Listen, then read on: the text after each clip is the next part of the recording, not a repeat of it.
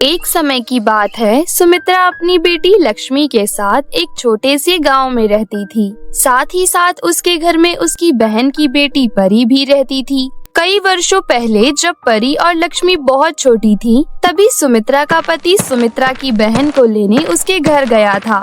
लेकिन जब वो लोग वापस आ रहे थे, तभी उनका एक कार एक्सीडेंट हो गया था और उसी में उन दोनों की मृत्यु हो गई थी। उस दिन के बाद से सुमित्रा ही परी की माँ बनकर उसका ध्यान रख रही थी। हालांकि परी ये बात जानती थी, इसलिए उसे लक्ष्मी और सुमित्रा से चिढ़ थी। वो उन लोगों से कभी भी प्यार से बात नहीं करती थी और वो सुमित्रा के सिलाई करके कमाए गए मेहनत के पैसों को अपने दोस्तों पर पानी की तरह बहाती रहती थी।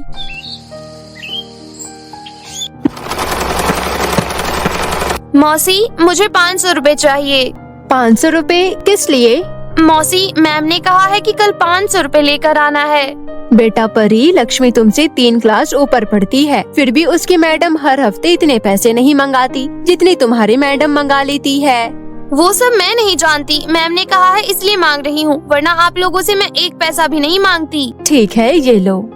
सुमित्रा कभी नहीं चाहती थी कि परी को अपनी माँ की कमी महसूस हो, इसलिए वो परी की हर ख्वाहिश पूरी करने की कोशिश करती थी, परंतु परी हमेशा इसका फायदा उठाती थी। ये लो दोस्तों, आज का पिज्जा मेरी तरफ से खाओ, खाओ खाओ, जितना खाना है खाओ। क्या बात है भाई, तूने तो कमाल ही कर दिया। आज तू 7वीं बार झूठ बोलकर पैसे लाई है। अब तो तुझे हमारे टीम में जगह मिल ही जाएगी। सच्ची? हाँ बिल्कुल, हमारी टीम में तेरे जैसे स्टूडेंट की ही जरूरत है। परी हमेशा ही ऐसे आवारा दोस्तों के साथ घूमा करती थी, जबकि लक्ष्मी परी से बिल्कुल विपरीत थी। वो स्कूल जाती थी और स्कूल से आकर घर का काम करती थी और घर का काम करने के बाद वो सिलाई कढ़ाई में सुमित्रा की मदद भी कराया करती थी। ऐसे ही एक दिन जब लक्ष्मी कुछ सिलाई का सामान लेने बाहर गई थी, तो सामान लेकर वो वापस आ ही रही होती है कि तभी उसकी नजर परी पर जाती है, जो कि एक रेस्टोरेंट के अंदर बैठकर आराम से खाना खा रही थी। लक्ष्मी अंदर जाती है तो देखती है कि परी ही सबका बिल पे कर रही है। ये देखकर लक्ष्मी परी के पास जाती है और कहती है, परी, तुम तो जानती हो माँ कितनी मेहनत करके पैसे कमाती है। वो पूरे दिन सिलाई करती है, तब जाकर 200-300 रुपए बनते हैं और तुम एक साथ 500 रुपए उड़ा रही हो। मुझे भाषण देने की जरूरत नहीं है, समझी? अगर मेरी माँ जिंदा होती तो इससे 10 गुना ज्यादा पैसे मैं तुम लोगों के मुंह पर मार देती। और तुम क्या चाहती हो, मैं तुम्हारी और तुम्हारी माँ की तरह वो घिसी पिटी जिंदगी जीऊं? बिल्कुल नहीं, मैं एंजॉय करना चाहती हूँ, लाइफ सच में जीना चाहती हूँ। अब चली जाओ यहाँ से और आगे से मुझे मेरे फ्रेंड्स के आगे डिस्टर्ब करने की बिल्कुल भी जरूरत नहीं है। वैसे तो लक्ष्मी परी से उम्र में 3 साल बड़ी थी, लेकिन परी के अंदर तमीज नाम की बिल्कुल भी चीज नहीं थी। वो अपने से बड़ों से बात करना जानती ही नहीं थी। बेचारी लक्ष्मी मुंह बंद करके घर आ जाती है। इसी तरह कुछ समय बीत जाता है और फिर स्कूल का रिजल्ट आता है। हर बार की तरह लक्ष्मी अपनी क्लास में फर्स्ट आती है, जबकि परी पास भी नहीं हो पाती। ये सब देखकर सुमित्रा को बहुत गुस्सा आता है और वो कहती है, ये सब क्या है परी? अपनी बहन को देखो, वो पूरे घर का काम करती है, स्कूल जाती है और उसके बाद सिलाई में भी मेरा हाथ बटाती है। इसके बावजूद भी वो पूरी क्लास में फर्स्ट आई है। और तुम्हें तो मैं ट्यूशन भेजती हूँ, इतने पैसे देती हूँ और कोई घर का काम तक नहीं कराती, उसके बावजूद भी तुम पास नहीं हो पाई। ये सब क्या है आखिर? मैंने तो पूरी मेहनत की थी और अपना बेस्ट ही दिया था। अब स्कूल वालों ने फेल कर दिया, इसमें मेरी क्या गलती है? एक तो तुम फेल हो गई हो, ऊपर से ऐसी बातें कर रही हो। इसमें मेरी कोई गलती नहीं है। गलती है तो वो सिर्फ आपकी है। आप हमेशा ही इस लक्ष्मी की तारीफ करती रहती हैं, क्योंकि ये आपकी सगी बेटी है ना। अगर मेरी माँ जिंदा होती तो आज ये सब नहीं होता। वो भी मुझे प्यार करती और मैं भी अपनी क्लास में फर्स्ट आती। ये सब तुम क्या कह रही हो? मैं बिल्कुल सही कह रही हूँ। अब मुझे आप लोगों के साथ नहीं रहना, मैं जा रही हूँ यहाँ से। ऐसा कहकर परी घर से बाहर निकल जाती है। तभी रास्ते में उसे उसके कुछ दोस्त मिल जाते हैं और परी उन्हें सारी बात बताती है। तुझे ऐसा नहीं करना चाहिए था परी। अगर तू घर छोड़ देगी तो सब कुछ खो देगी। तुझे कुछ ऐसा करना चाहिए जिससे सांप भी मर जाए और लाठी भी न टूटे। मैं कुछ समझी नहीं। अरे पागल, तुझे उस लक्ष्मी को ही रास्ते से हटा देना चाहिए। तेरी मौसी हमेशा उसकी ही तारीफ करती रहती है ना। अगर वो होगी ही नहीं तो कोई परेशानी नहीं होगी। उसके बाद तेरी मौसी सिर्फ तुझसे ही प्यार करेगी और उनका सारा पैसा सिर्फ तेरे लिए ही होगा। तुझे कुछ भी बांटना नहीं पड़ेगा। बात तो तुम्हारी एकदम सही है। मुझे इतना अच्छा रास्ता बताने के लिए थैंक्स यार। इसके बाद शाम को परी घर आ जाती है और सीधा लक्ष्मी के पास जाती है और कहती है, दीदी मुझे माफ कर दो, मैंने बहुत बड़ी गलती कर दी। मैं आपको और माँ को समझ ही नहीं पाई, लेकिन अब मेरी अकल ठिकाने आ चुकी है। मैंने जो भी किया है उसके लिए आपसे माफी मांगना चाहती हूँ। मैं बहुत खुश हूँ कि तुझे समझ आ गई। चल अब तू सुबह से भूखी है, साथ में बैठकर खाना खाते हैं। नहीं दीदी, आज मेरी फ्रेंड का बर्थडे है और उसने हम सबको इनवाइट किया है। माँ तो कपड़े देने के लिए दूसरे गांव गई है, वो तो देर से आएंगी, हम दोनों ही चलते हैं। ठीक है। परी मन ही मन बहुत खुश हो रही थी। अब मजा आएगा ना। मैं इस लक्ष्मी की बच्ची को पहाड़ी के पीछे वाली गुफा में धकेल दूंगी और फिर वहाँ से भाग आऊंगी। उसके बाद सब सही हो जाएगा। ये सब सोचकर परी लक्ष्मी को लेकर पीछे वाली पहाड़ी पर पहुँच जाती है। वो लोग काफी देर तक चलते रहते हैं। तभी लक्ष्मी कहती है, परी हमें काफी देर हो गई है, हम बहुत देर से चल रहे हैं, लेकिन तुम्हारे फ्रेंड का तो कोई अता पता ही नहीं है। लक्ष्मी कहती रहती है, परंतु परी कोई जवाब नहीं देती। चलते चलते शाम से रात हो जाती है और अब परी को वो गुफा दिख जाती है। परी लक्ष्मी को उस गुफा में धक्का देने ही वाली होती है कि लक्ष्मी के साथ उसका भी पैर फिसल जाता है और वो दोनों बहनें उस गुफा के अंदर फंस जाती हैं। हे भगवान, ये सब क्या हो गया? हम तो इस गुफा के अंदर फंस गए। वो दोनों वहाँ से निकलने के बारे में सोच ही रहे होते हैं कि तभी वहाँ पर दो रहस्यमयी सीढ़ियाँ प्रकट हो जाती हैं। क्योंकि कहीं से भी बाहर निकलने का रास्ता नहीं दिख रहा था, इसलिए दोनों बहनें उन सीढ़ियों पर चढ़कर बाहर निकल आती हैं। लेकिन जैसे ही वो बाहर आती हैं, तो बाहर की दुनिया बहुत अलग होती है। वो देखती हैं कि आसमान में एक नहीं बल्कि दो चांद है और वो भी सोने और चांदी के चांद, और उनके सामने एक चुड़ैल खड़ी है। हे भगवान, ये सब क्या है? ये कैसी दुनिया है?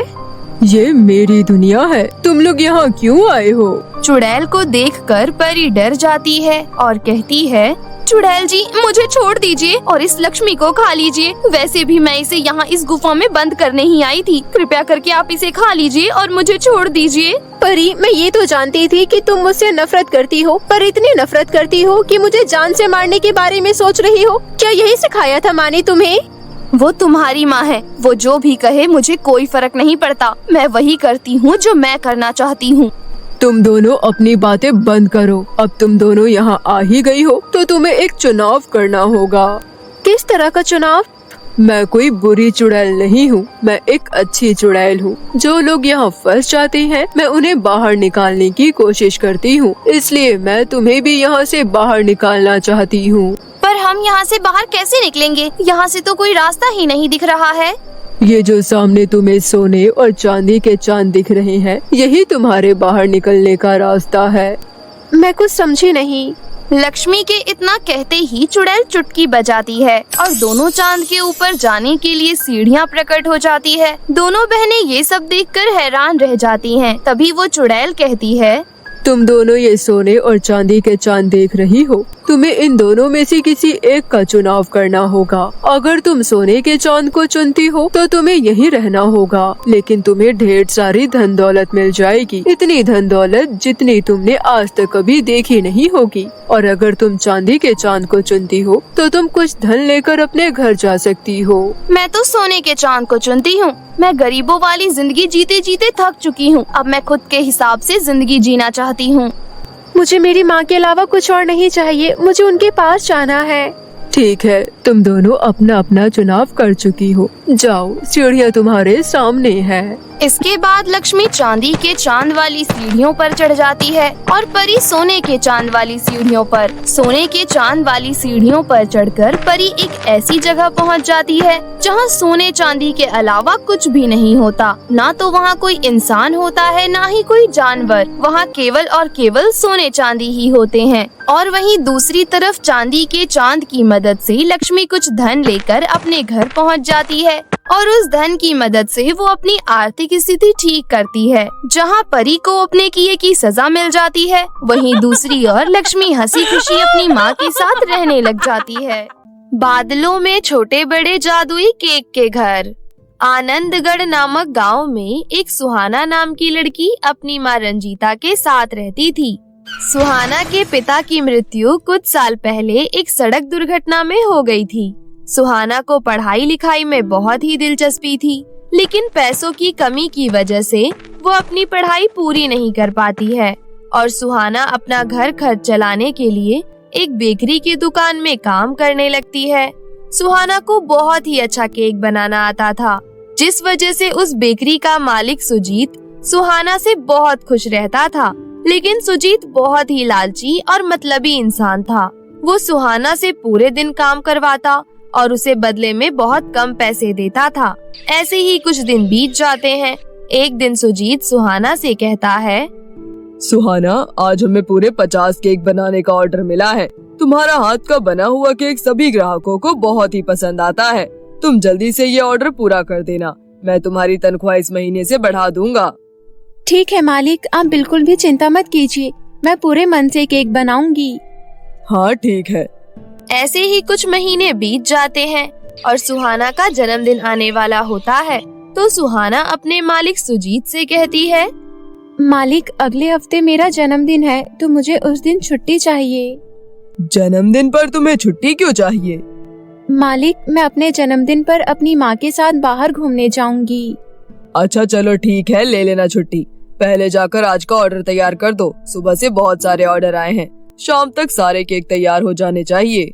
सुजीत की बातें सुनकर सुहाना केक बनाने लग जाती है। एक हफ्ते बीत जाते हैं और सुहाना का जन्मदिन आता है, लेकिन उसका मालिक सुजीत सुहाना को फोन करके उसे उसके जन्मदिन वाले दिन भी बुला लेता है। सुहाना अपने मालिक से फोन पर कुछ नहीं कहती है। वो सोचती है, मुझे लगता है शायद मालिक भूल गए हैं कि आज मेरा जन्मदिन है। मैं दुकान पर जाकर ही उनसे छुट्टी ले लूंगी। यही सोचकर सुहाना दुकान पर जाती है और अपने मालिक से छुट्टी मांगती है। मालिक, आज मेरा जन्मदिन है। मैंने आपको पहले भी बताया था कि मुझे अपने जन्मदिन पर छुट्टी चाहिए। सुहाना, मैं तुम्हें छुट्टी नहीं दे सकता क्योंकि आज भी बहुत सारे केक के ऑर्डर आए हैं, तो आज तुम्हें सारा केक तैयार करना है, तो मैं तुम्हें छुट्टी नहीं दे सकता। मैं तुम्हें छुट्टी देकर नुकसान नहीं करवा सकता।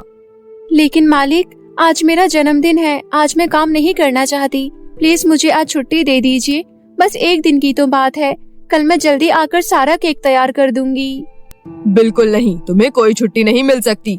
अगर तुम्हें आज छुट्टी दे दिया तो मेरा बहुत नुकसान हो जाएगा। इसकी भरपाई कौन करेगा? बोलो, क्या तुम करोगी? मालिक की बात सुनकर सुहाना उदास हो जाती है और उदास मन से केक बनाने लगती है। काम खत्म हो जाने के बाद घर जाते समय सुहाना एक तालाब के किनारे जाकर बैठ जाती है और अपने पिता को याद करके रोने लगती है। तभी उसे वहाँ किसी की रोने की आवाज सुनाई देती है। आवाज सुनकर सुहाना इधर उधर देखने लगती है और कहती है, अरे, ये रोने की आवाज किसकी आ रही है? लगता है कोई मुसीबत में है। मुझे चलकर उसकी मदद करनी चाहिए, लेकिन ये आवाज तो जंगल की तरफ से आ रही है। मुझे वहाँ जाकर देखना चाहिए। ये सोचकर सुहाना जंगल की ओर जाने लगती है। कुछ दूर चलने पर वो देखती है कि एक परी एक पेड़ में रस्सियों से बंधी हुई है और मदद के लिए चिल्ला रही है। सुहाना भागते हुए उस परी के पास जाती है और उसकी रस्सी खोलती है।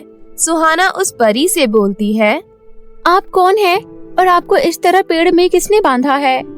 मैं एक परी हूँ। मुझे यहाँ एक चुड़ैल ने बांध दिया था, लेकिन तुमने मेरी मदद करके मेरी जान बचाई है। जादुई परी, आप परी लोक में रहती हो क्या? हाँ सुहाना, मैं परी लोक में ही रहती हूँ, लेकिन उस दुष्ट चुड़ैल ने मेरी छड़ी छीन ली और मुझे धरती पर पेड़ पर बांध दिया, जिस वजह से मैं परी लोक में नहीं जा पा रही हूँ। मैं बिना छड़ी के परी लोक में नहीं जा सकती हूँ और उस चुड़ैल ने छड़ी को केक घर में बंद कर दिया है। सुहाना, क्या तुम मेरी मदद कर सकती हो? परी जी, आप एक जादुई परी हैं और मैं एक आम इंसान हूँ। मैं भला आपकी मदद कैसे कर सकती हूँ? सुहाना, तुम्हें बादलों में जाना होगा। वहाँ तुम्हें एक छोटा केक और एक बड़ा केक का घर दिखाई देगा। जिसमें से किसी एक घर में मेरी छड़ी है। जब तुम उन दोनों केक घर के पास जाओगी तो तुम्हें अपनी समझदारी से असली और नकली केक घर को पहचानना होगा। अगर तुम असली केक घर को पहचान लोगी तो जो नकली केक घर होगा वो अपने आप ही गायब हो जाएगा। असली केक घर के अंदर मेरी जादुई छड़ी है। अगर तुम मुझे वो जादुई छड़ी लाकर दे दोगी तो मैं परी लोग वापस जा पाऊंगी। लेकिन परी जी, मैं ऊपर बादलों के पास कैसे जा सकती हूँ? मेरे पास तो आपके जैसे पंख नहीं है जिससे मैं उड़कर केक घर के पास जा सकूं। तुम चिंता मत करो, मैं तुम्हें वहाँ तक जाने का रास्ता बताती हूँ। ये कहते हुए जादुई परी चुटकी बजाती है। तभी 2 रंग बिरंगे पंख प्रकट हो जाते हैं। ये देखकर सुहाना चौंक जाती है। परी सुहाना से कहती है, सुहाना, तुम जल्दी से ये पंख लगा लो। ये पंख तुम्हें जादुई केक घर के पास पहुंचा देंगे। मैं तुम्हारा यहीं जंगल में इंतजार करूंगी। सुहाना दोनों पंख लगा लेती है। उस पंख की मदद से सुहाना बादलों में पहुंच जाती है। बादलों में पहुंचते ही उसे वहां एक छोटा केक घर और एक बड़ा केक घर दिखाई देता है। जैसे ही वो केक घर के पास पहुंचती है तभी बड़े केक घर से आवाज आती है, तुम्हारा स्वागत है इस जादुई बड़े केक घर में। मैं एक जादुई केक घर हूँ। अगर तुम मेरे घर के अंदर आओगी तो तुम्हें जो चाहिए वो सब कुछ मिलेगा और तुम हमेशा खुश रहोगी और बहुत ही अमीर हो जाओगी। तुम्हारे जीवन में कभी भी कोई परेशानी नहीं आएगी। तो आओ मेरे घर के अंदर। तभी जादुई छोटा केक घर कहता है, नहीं, तुम इसकी बातों में मत आना। इसकी बातों पर विश्वास मत करना। मैं असली जादुई छोटा केक घर हूँ। अगर तुम मेरे घर के अंदर आओगी तो तुम्हें सुख और दुख दोनों ही मिलेंगे। अब फैसला तुम्हारे हाथों में ही है। अब तुम्हें ही चुनना है कि हम दोनों में से असली जादुई केक घर कौन सा है। दोनों जादुई केक घर की बातें सुनकर सुहाना सोच में पड़ जाती है और मन ही मन सोचने लगती है, जादुई बड़े केक घर के अंदर सिर्फ सुख है, लेकिन जादुई छोटे केक घर में सुख और दुख दोनों है। और जिंदगी में कभी केवल सुख हो ही नहीं सकता, क्योंकि इंसान की जिंदगी में सुख और दुख दोनों जीवन साथी की तरह होता है। इसका मतलब छोटा केक घर असली जादुई केक घर है। ये सोचकर सुहाना कहती है, मुझे जादुई छोटे केक घर के अंदर जाना चाहिए। सुहाना के इतना बोलते ही बड़ा केक घर अपने आप गायब हो जाता है। जैसे ही सुहाना जादुई छोटे केक घर के अंदर जाती है तो वो देखती है कि उस घर के अंदर सोना, चांदी, धन दौलत मौजूद है और वहाँ एक कुर्सी पर जादुई छड़ी रखी हुई है। सुहाना उस जादुई छड़ी को उठा लेती है और जादुई पंख की मदद से परी के पास लौट आती है। ये देखकर परी बहुत खुश हो जाती है और सुहाना से कहती है, सुहाना, तुम बहुत ही अच्छी हो। तुम्हारा दिल बहुत साफ है। सुहाना, मैं तो बस तुम्हारी परीक्षा ले रही थी और तुम परीक्षा में सफल हो गई हो। तुमने इस जादुई छड़ी का बिल्कुल भी गलत इस्तेमाल नहीं किया। मुझे किसी चुड़ैल ने कैद नहीं किया था। मैं तो बस तुम्हारी परीक्षा ले रही थी और मैं परीलोक की जादुई परी हूँ। सुहाना, मुझे ये भी पता है कि आज तुम्हारा जन्मदिन है, इसलिए मैं तुम्हें एक जादुई छोटा केक घर गिफ्ट कर रही हूँ। ये कहने के बाद जादुई परी अपने जादुई छड़ी घुमाती है और वहाँ एक जादुई छोटा केक घर प्रकट हो जाता है। परी सुहाना से कहती है, सुहाना, अब ये जादुई छोटा केक घर तुम्हारा है। अब हर साल तुम अपना जन्मदिन खुशी खुशी मनाना और अब तुम्हें किसी दूसरे के यहाँ केक बनाने की कोई जरूरत नहीं है। इस जादुई छोटे केक घर की मदद से तुम अपना खुद का बेकरी खोल सकती हो। तुम अपना खुद का बिजनेस कर सकती हो। ये सुनकर सुहाना बहुत खुश हो जाती है और खुशी खुशी जादुई परी का धन्यवाद करती है और फिर सुहाना अपनी माँ को जादुई छोटे केक घर में लेकर जाती है। रंजीता जादुई छोटा केक घर देखकर बहुत खुश होती है। जादुई छोटे केक घर की मदद से सुहाना ने अपना खुद का केक का बेकरी खोल लिया और कम से कम दामों में केक बेचने लगी और गरीब और अनाथ बच्चों को हर साल अपने जन्मदिन पर नए नए कपड़े और तरह तरह के गिफ्ट बांटती है। तभी एक दिन सुहाना की तरक्की देखकर उसका मालिक सुजीत को अपनी गलती का एहसास होता है और सुजीत सुहाना के पास जाता है और बोलता है, सुहाना बेटा, मुझे माफ कर दो। मैंने तुम्हारे साथ बहुत गलत किया। अरे कोई बात नहीं मालिक, आपको अपनी गलती का एहसास हो गया, ये बहुत अच्छी बात है। सुहाना की जिंदगी में अब खुशियाँ ही खुशियाँ थी। सुहाना खुशी खुशी अपनी माँ रंजीता के साथ जादुई घर में रहने लगी।